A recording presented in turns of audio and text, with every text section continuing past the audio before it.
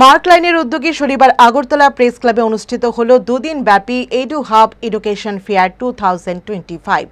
শিক্ষামূলক এই মেলায় বিভিন্ন শিক্ষা প্রতিষ্ঠান অংশগ্রহণ করে ছাত্রছাত্রীদের ভবিষ্যৎ পরিকল্পনা ও কেরিয়ার গঠনে দিক নির্দেশনা প্রদান করে। ফেয়ারের উদ্বোধনী অনুষ্ঠানে উপস্থিত ছিলেন প্রেস ক্লাবের সভাপতি প্রণব সরকার, টাইমস 24 এর কর্ণধার অচিন্ত ভূঁইয়া, প্রেস ক্লাবের সহ সম্পাদক অভিষেক দে সহ আরও অনেকে।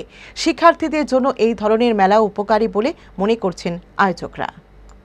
একটা সংস্থা যখন টানা 13 বছর ওনাদের কোনো কাজকর্ম চালিয়ে যায়, তাহলে ধরে নিতে হবে সংস্থাটার বিশ্বাসযোগ্যতাটা প্রতিষ্ঠিত হয়েছে। এই সংস্থার দ্বারা অনেকে লাভবান হয়েছে, যার কারণে এই সংস্থাটা দীর্ঘদিন ধরে এই রাজ্যে ওনারা ভর্তির বিষয়টি, এডমিশনের বিষয়টি এডু হাবের মাধ্যমে ওনারা করে চলেছেন। আমরা দেখি যে এডুকেশনের ক্ষেত্রে মাঝে মধ্যে অনেকে আসেন, আবার অনেকে চলে যান।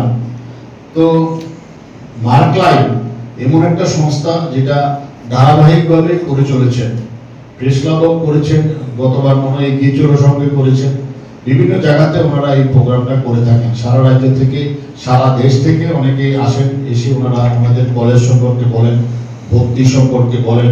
এখন পর্যন্ত আমরা এই নিয়ে কোনো অভিযোগ বা আপত্তি, অসন্তোষ আমরা পাইনি।